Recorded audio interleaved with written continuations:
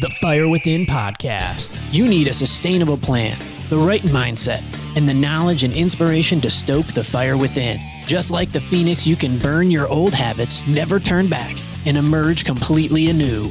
There are no shortcuts. Welcome, Fire Within Nation. This is the Fire Within podcast, where we talk about all things nutrition, fitness, and health related. I'm your host, Brandon Woolley, joined by my co-host, Joe. How's it going, Brandon? Lovely. Today, we're going to talk about sugar. I have so many questions about please. sugar. There's good sugar. There's bad sugar. This sugar is good. This one's bad. Too much. Not enough. It's okay if you get it from a fruit. I feel like all I know is myths and I don't know anything. So I'm excited about this episode to actually learn some science about sugar. Yeah, we'll clear some of that up today.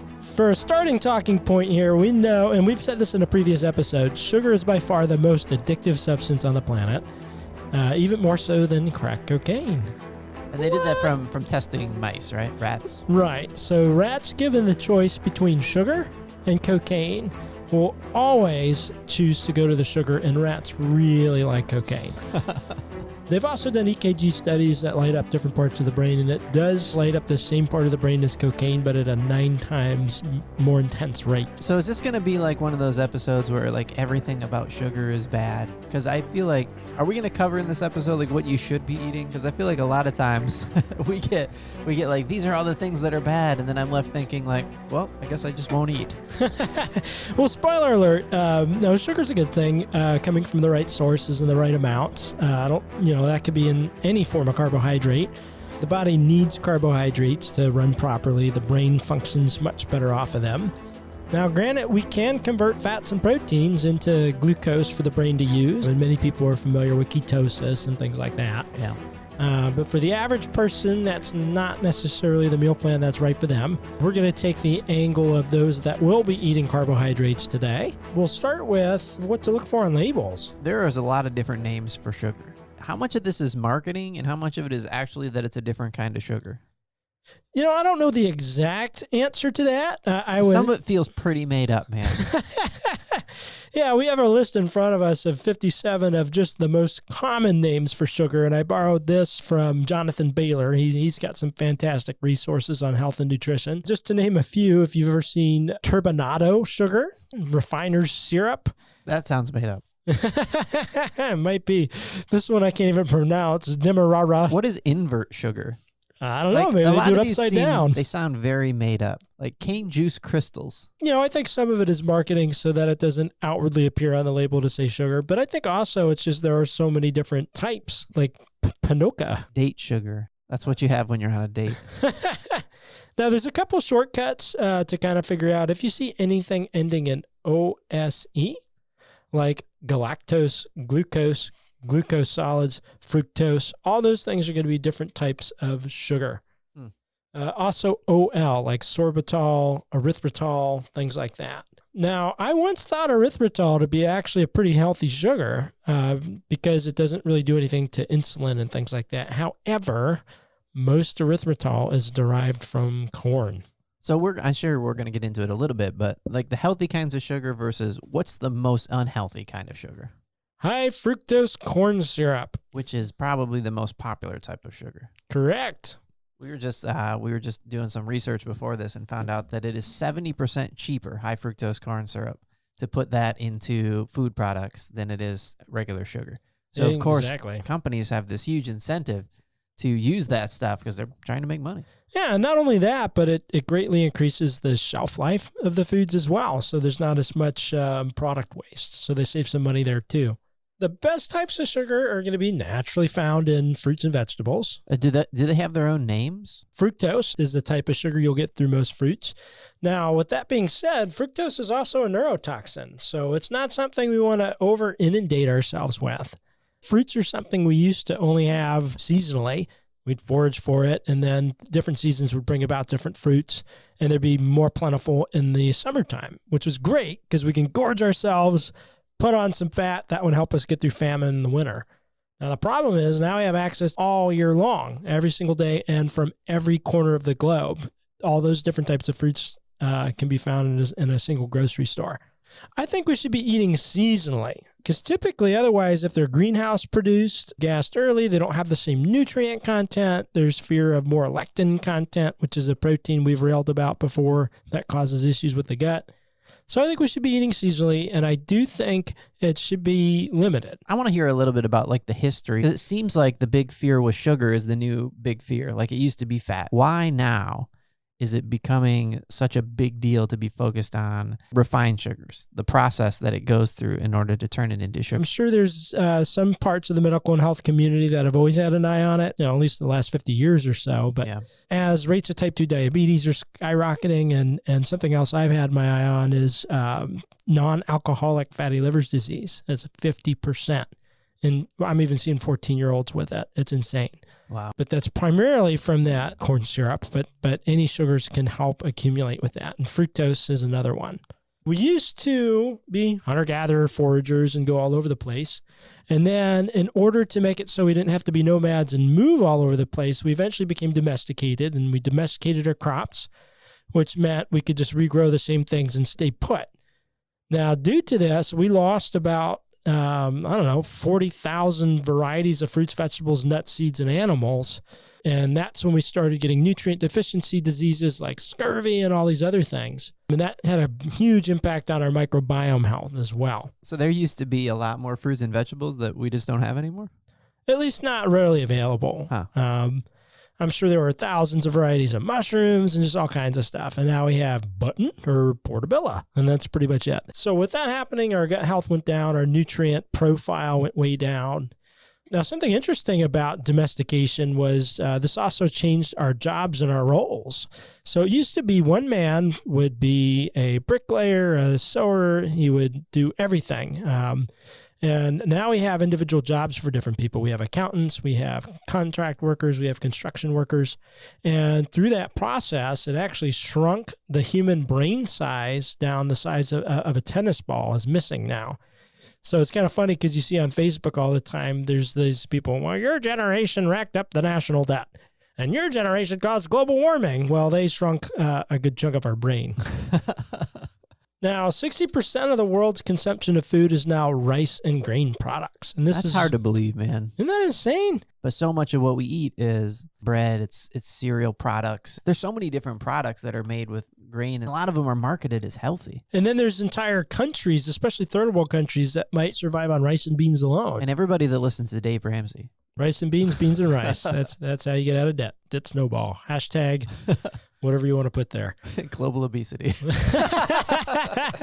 Now, it is important to note that the grain products we have today and in America are different than in other parts of the world as well as hundreds of years ago. So now they're all GMO and have all kinds of issues with them. And American grain products are not the same as what you find in Europe and other countries like that. Is that because we have a larger food science community? Like we have more people working on developing the science of food? Yeah, particularly Monsanto. And then we have all these Frankenfoods trying to make these crops resistant to insects and bad weather and things like that, along with their ability to stay stronger through those types of, assaults through nature. It's also wreaking havoc on our gut, even on our DNA. I remember like being a young teenager, and the big thing then was no fat, don't eat fat. And so oatmeal, grains, oats were the healthiest thing in the world, right? They were the bottom, the bread, they're the bottom of the food pyramid. We should be consuming it until it comes out our ears. But you have a slide in your presentation here about what looks like a very healthy option. Yes, lots of people love those special K bars. They're only 90 calories, and they're full of fiber and whole grains. Yeah, and you get a picture of the red berry variety. There's so many like 90-calorie snacks that exist in the snack aisle, from whether it's Nabisco or one of the big companies that look exactly like this. Yeah, absolutely. And these types of things, especially if you see something that's as fortified with calcium, when they have to fortify a product because it is so devoid of nutrients that the FDA has to add stuff to it to put it on the shelf, that's the equivalent of putting lipstick on a pig. It's still a pig, so it's still a crap product. And these synthesized nutrients they're trying to add to cereals and crap like that doesn't make it any healthier. But this particular product, the Red Berries Special K Bar, if we take a look at the ingredient list, on the slide here, we've underlined everything that's a sugar in red. Let me just go through a few of these. We've got sugar, maltodextrin, fructose corn syrup, strawberry flavored fruit pieces, and typically that's going to be a concentrated form of fructose. If you see natural flavor, that is actually a loophole in legislation where they don't have to disclose what that is. Typically, it's a sugar. We have elderberry juice concentrate, so basically more fructose. We got maltodextrin again, and it just goes on and on.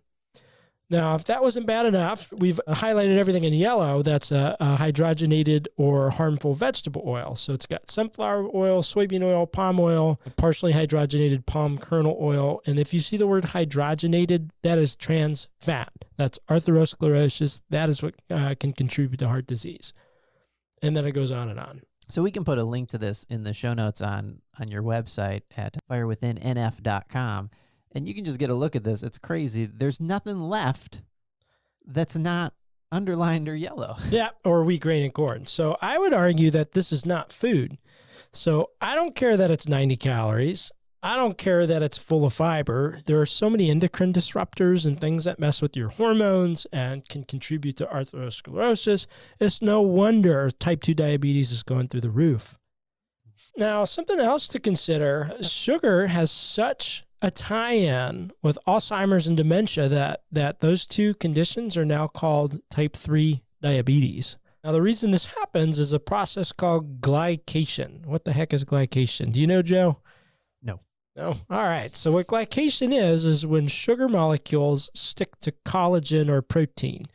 Now, this could be red blood cells. This could be arterial walls.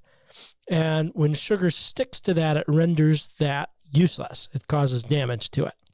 So in fact, if you go to the doctor to get an A1C done, what they're looking at is how much sugar is... What's an A1C? An A1C, that's a hemoglobin A1C test. They are testing to see how much glycation or how much sugar is sticking to red blood cells. And that would be the test they would give somebody with, if they were concerned they had diabetes. Correct. Okay. That's what they're looking at.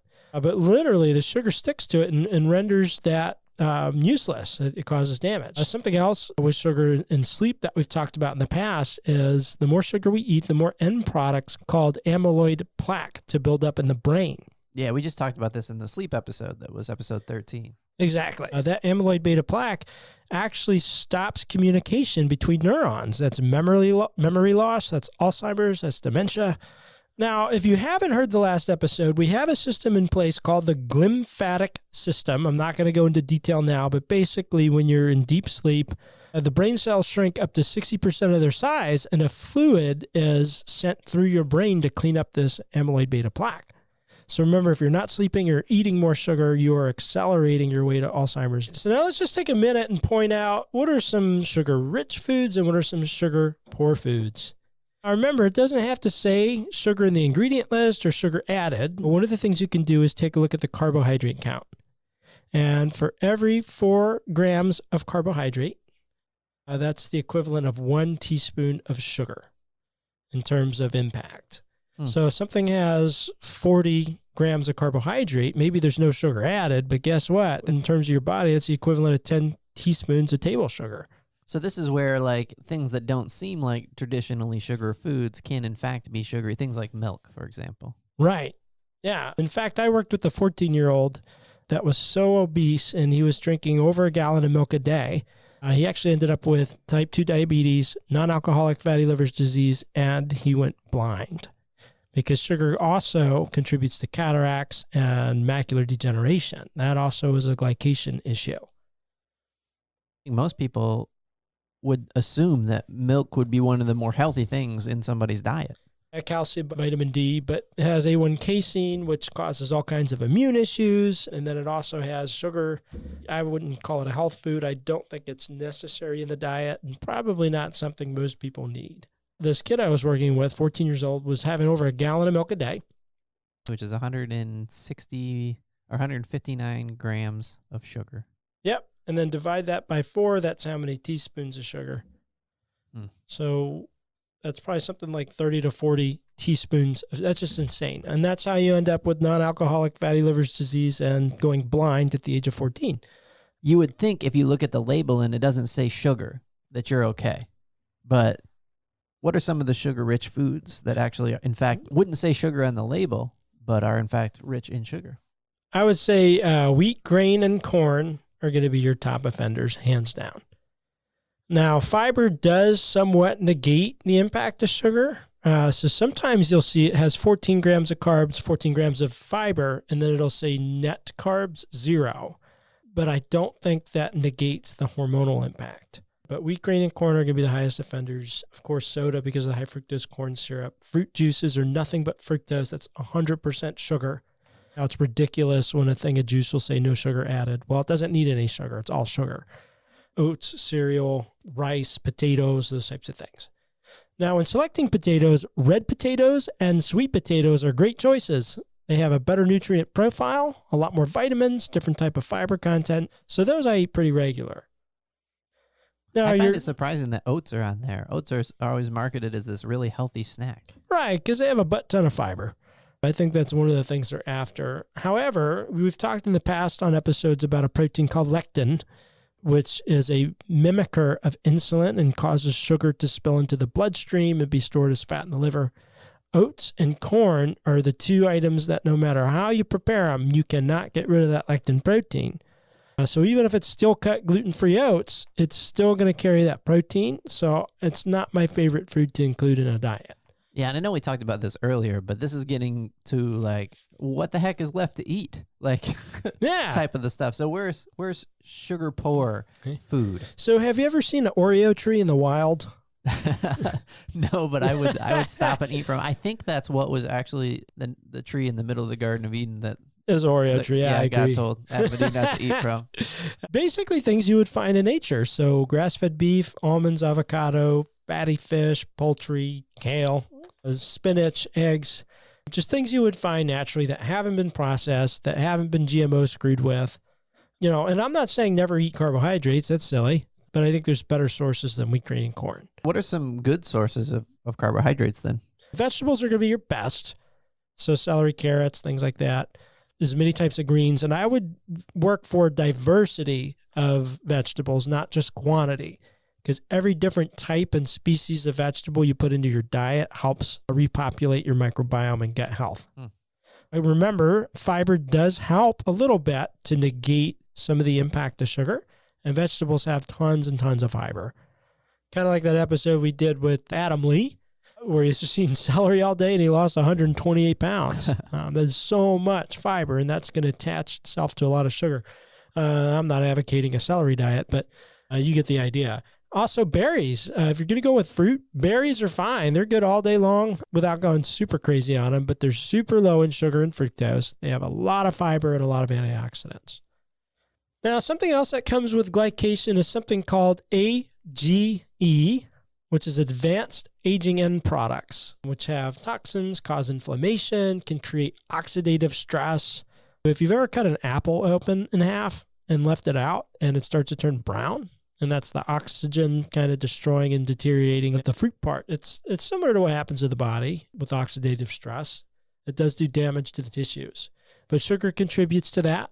We talked about just a second ago that Alzheimer's and dementia is related, and people with Alzheimer's and dementia have 3 times the amount of calculatable AGEs as a healthy person, and they have a much higher risk of type 2 diabetes. Now, high blood sugar and insulin resistance is also a sign of premature aging and correlates with that amyloid plaque buildup in the brain we talked about leading to Alzheimer's and dementia. Next thing I want to talk about is hemoglobin A1C. And this is a very common test your doctor may run. Now, what they're measuring is how much sugar or how much glycation is there on your red blood cells. Just a word of warning, you don't want to live and die by the A1C, because if you have really, really healthy red blood cells and a good diet and you don't have a lot of blood sugar issues, sometimes your red blood cells may stay in circulation longer than the average person. And this could lead to a false positive because you're going to have more exposure and more chance to accumulate more of this glycation. Now, on the same token, if you have really, really poor health in your red blood cells and they're not living very long, they're not in circulation as long, and you can get a false negative.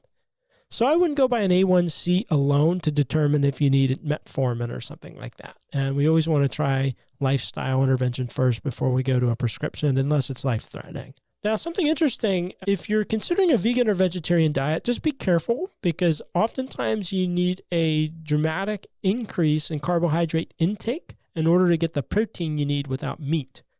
And vegetarians can be at a higher risk of AGE and type 2 diabetes because of your reliance on carbohydrate for protein intake. It can be done well, but just don't let it get out of hand. I want to talk more about high fructose corn syrup. I was recently watching a show on Netflix that I enjoy watching with Hassan Minhaj.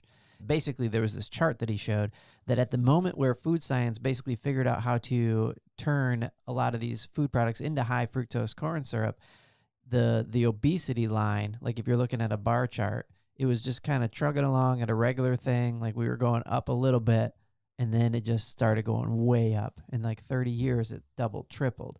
And a lot of it has to do with this high fructose corn syrup because it's such a government subsidized thing, as well as we just mentioned, that makes it 70% cheaper than traditional sugar. So they're just putting it in everything. Talk to us a little bit about why high fructose corn syrup is one of the most dangerous kinds of sugar. Well, unfortunately, it is the most efficient sugar at being converted to fat in the liver, which is why now 50% or 1 in 2 Americans are diagnosed with non-alcoholic fatty liver disease. It really is a serious problem. Now, fructose, it impairs the ability of cells to suck up glucose from the blood, which starts leading to that insulin resistance. So you said that it's the most efficient at creating fat in the liver. What's table sugar versus high fructose corn syrup in converting to fat? It's actually double the amount of fat in the liver as table sugar. So it's 2 times more efficient. So that's a big deal. And with so many companies switching exclusively to high fructose corn syrup and doing away with regular cane sugar, that's part of why we've seen such a rise in this obesity, type 2 diabetes, and non-alcoholic fatty liver disease. Now, something else I wanted to mention, we'll probably do a whole podcast on this, but one of the primary contributors to high cholesterol, it's not fat, it's actually sugar. Sugar through glycation damages... Which is crazy because that's against everything that we've been taught growing up. And all the commercials had like dad and the kids were trying to help him eat healthy because they didn't want to see him die. And everything about it was fat, but it turns out that it's not fat? No, not even a little bit. Now, the wrong kinds of fat, like hydrogenated oils, can certainly contribute, but just as damaging, if not more damaging, is sugar. The reason they thought it was fat, because anytime they did an open heart surgery, there's that fat buildup, atherosclerotic buildup of cholesterol. Well, here's why. Cholesterol is sent in to repair damage done by glycation. So with that being at the scene of every heart attack or every blockage, that would be like blaming firefighters for fires because they're at the scene of every fire. So if you truly want to get a handle on cholesterol and lower atherosclerosis risk, you really want to take a look at what's going on with your sugar. And since high fructose corn syrup can convert more efficiently, twice as fast as like table sugar, that would be the first thing I would try to cut out. Right, exactly. That's one of the few ingredients that's a never for me. I have kind of a red, yellow, green system. I have the foods I can eat all the time. I have the yellow foods, which I can eat some of the time. And then I have my putting my foot down. This is never going to happen except maybe twice a year. High fructose corn syrup is on that never list. And that is manufactured, right? That does not exist anywhere in nature. You can't find like a berry that has a little bit of high fructose corn syrup in it. No, it's processed primarily from corn. Yeah, it's made in a lab. Like that Oreo tree. Yeah, so something to be very mindful of. I think if you can eliminate that from your diet, you're taking a giant leap in the right direction. Now, that doesn't mean go to diet sodas instead of regular sodas, because diets have aspartame and all kinds of other chemicals and crap in them that aren't great for you either. If you need a soda alternative, I would look at Zevia. They use stevia to sweeten the sodas. The sodas, to me, taste great. As long as you don't perceive stevia as bitter, you'll probably really enjoy those. That's one of those things. Some people perceive it as bitter. Right. Kind of like cilantro tastes like soap. Yeah. Yeah. Not for me. I love cilantro. It tastes like delicious salsa. Absolutely. We've got half of the people in the country are suffering from a fatty liver disease, which we're just consuming so much that our body can't get rid of it. So our livers are probably swelling up in size and causing all kinds of other health issues. Have you ever heard of foie gras? Foie gras. It's French, right? It's French, yeah. Foie gras is fatty liver, fatty duck liver. It's prized in many restaurants. It's now banned in many countries. Literally, to create this, they'll put birds in cages where they can't move for most of their lives, and they will stick a metal tube down their throat all the way to their stomachs, and they will force feed them wheat, grain, and corn, which is what 60% of the world's consumption of food is. And wheat, grain, and corn will rapidly convert to fat in their liver. And sometimes their livers become so full of fat, other organs rupture. Sometimes the birds die from this. And the sad and unfortunate thing is as cruel and inhumane as this is, we're doing it to ourselves. Only it's subsidized by the government. We have dietitians recommending wheat, grain, and corn. But this is part of the epidemic of 1 in 2 having non-alcoholic fatty liver disease. We're basically, minus the force-fed tube, we're eating so much of this stuff. And this is a really important point to take home. Essentially, we're creating human foie gras. Exactly, which is horrifying.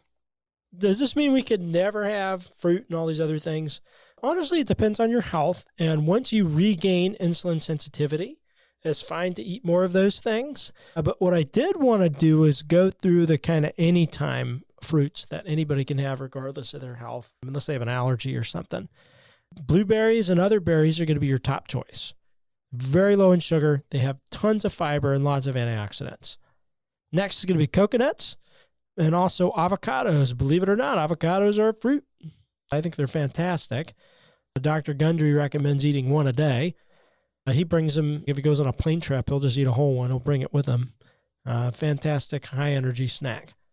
Another one is going to be olives, which is technically also a fruit. Lots. Yeah, that surprises me.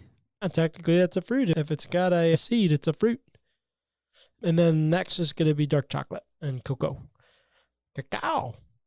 That is also a fruit, and I do recommend a high-quality dark chocolate, even daily, as long as it doesn't cause you to eat a whole bar and binge. But I think a little bit of dark chocolate a day is great. It's got selenium, magnesium, and what kind of tons of healthy fat. Because you go to the health food aisle or wherever the dark chocolate is, what kind of percentage are you looking for? The recommendation is 85% or darker. I cheat a little and typically do 70%. Just tastes better. I like the super dark ones myself. But it gets to a point where they just taste like a chewy plastic. Oh, I agree. It gets a little bit too high up in the, yeah, like the yeah, 95% or something. Some people are really into that. It's almost like chalky paste. And I didn't know that coconut was considered that healthy. Oh, yeah. It's just a pain in the butt to get coconut to a point where you can eat it. This is true. But there's coconut milk. I'll use coconut cream in my desserts and things like that. So coconut milk then is a healthy alternative when it doesn't have sugar added and stuff? Absolutely. I'm not recommending everybody shuck a coconut or whatever you call it. I think it might be shuck. I don't know. I have no idea how to prepare an actual coconut. I've only dealt with the end products. But I'm sure that's tasty too. What about almond milk?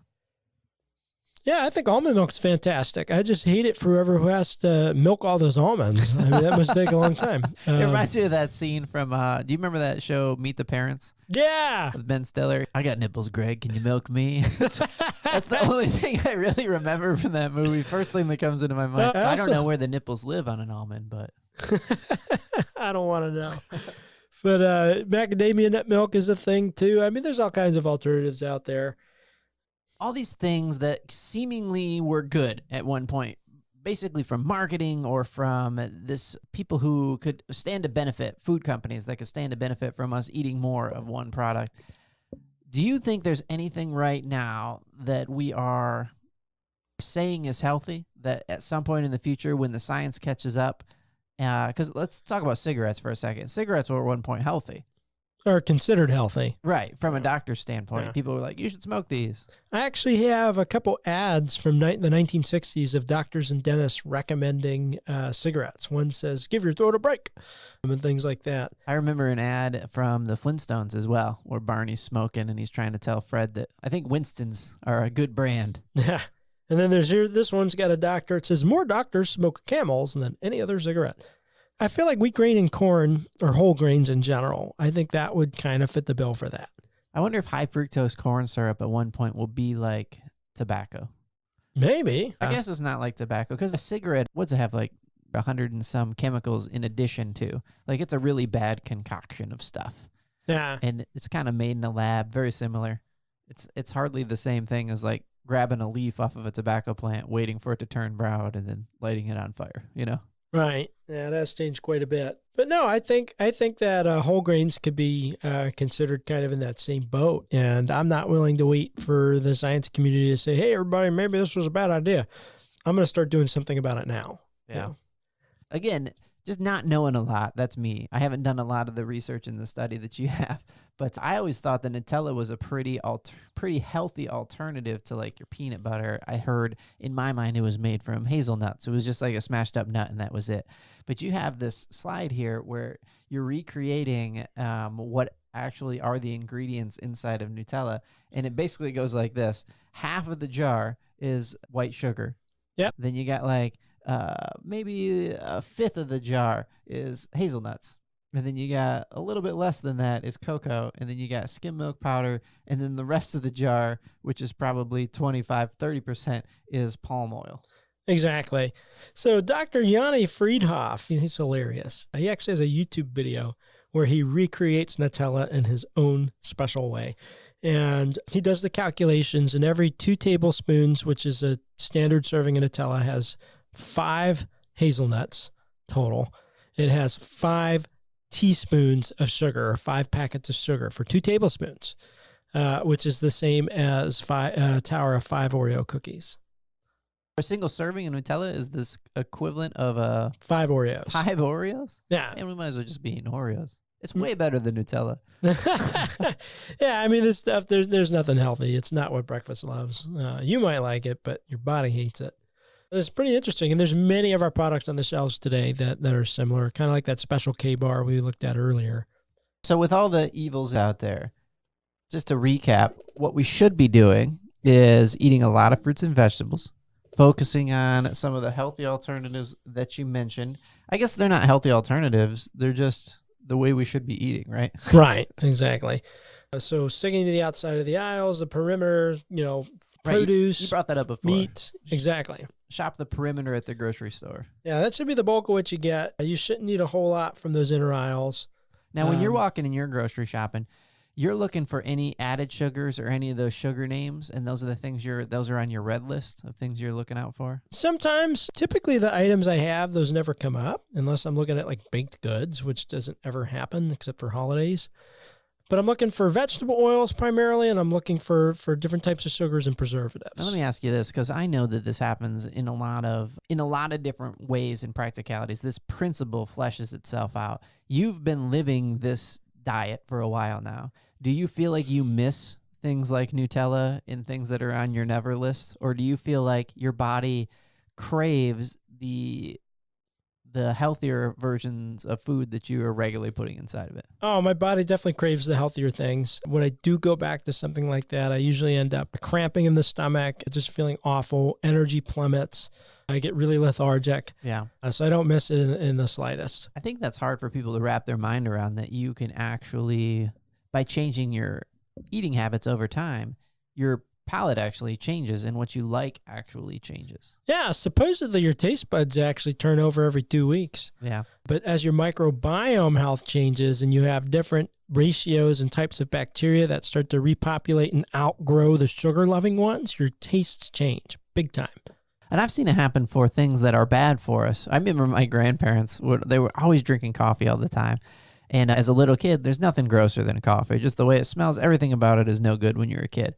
And then I think it was around the time I turned 12, 13, Grandma showed me if you put like a bunch of milk and sugar in there, then, oh, look, it kind of covers up the coffee. And I remember her saying something to me that coffee is one of those things that's an acquired taste. You just have to keep drinking it until you like it.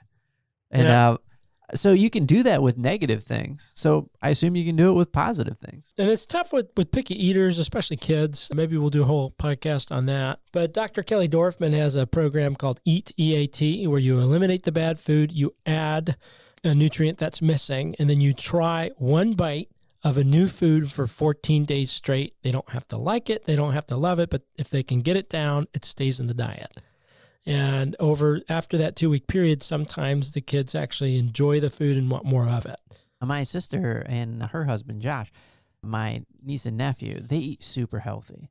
And I swear those kids love health food. Like, I've never seen anybody get as excited about blueberries or avocados as my nephew Henry. Like, it's just his favorite thing in the world. But it seems so weird. Like, that's not something you would normally think a kid would be that into. But because that's been the majority of his diet, he loves it. That's awesome. I wonder how much of that is just a universal truth, or is just my nephew just happens to like avocados. I think it has a lot to do with what that bacteria species in your gut is. That's going to change your taste and your cravings. Absolutely. So with all that being said, I think some of the major takeaways here are we want to be very cognizant of high fructose corn syrup and some of those super red flag foods, and start introducing more and more of the better carbohydrates that come from nature, that are surrounded with fiber and all these other good things. And it's definitely worth considering considerably reducing your wheat, grain, and corn consumption, because that's a huge contributor to sugar. In fact, corn syrup comes from corn. So that's definitely one. Our bodies can't break it down properly and digest it. Now, with some of your grains, like rice and beans and things like that, you can actually pressure cook them in an Instant Pot and get rid of a lot of the issues. So pressure cooking your rice, if you want to keep rice in your diet, fine. Just consider pressure cooking it. You can't eat healthy. Just understand the impact sugar has with dementia and Alzheimer's and type 2 diabetes and non-alcoholic fatty liver disease. So even if your A1C isn't all jacked up, consider those other components. It's going to get you one way or the other.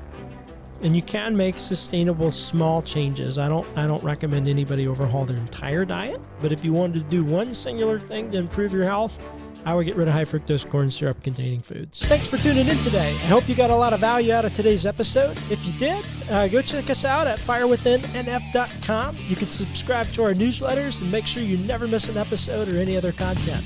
Also, be sure to follow us on social media.